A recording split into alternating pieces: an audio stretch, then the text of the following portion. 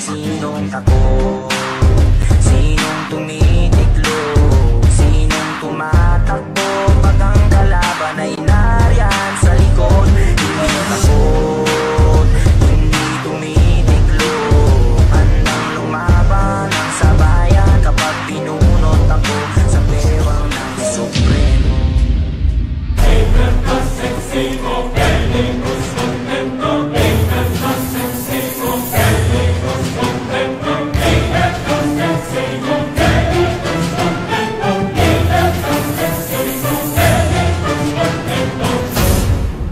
Maghahalal tayo ng mga opisyales para mamuno sa pamahalaang panghimagsikan.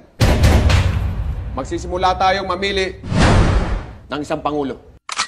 Dito sa silangan, ako'y sinilang kung saan nagmumula ang sikat ng araw. Ako'y may sariling kulay kayumanggi, ngunit di ko mapakita tunay na sarili. Tayo'y mga Pinoy, tayo'y hindi kano.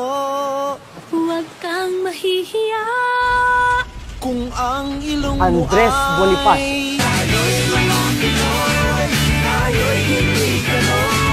Huwag kang mahihiya kung ang ilong mo ay bango.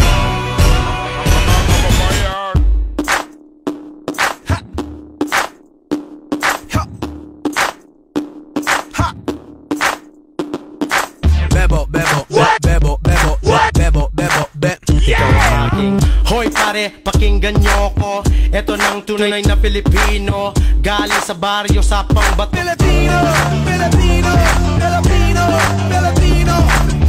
Anong pumapasok sa isip natin kapag nababanggit ang pangalang Jose Rizal?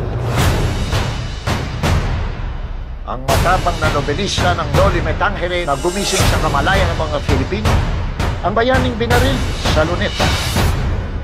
Pero sino ba talaga si Jose Rizal? Ano ang kanyang tunay na pagkatao? Jose Rizal.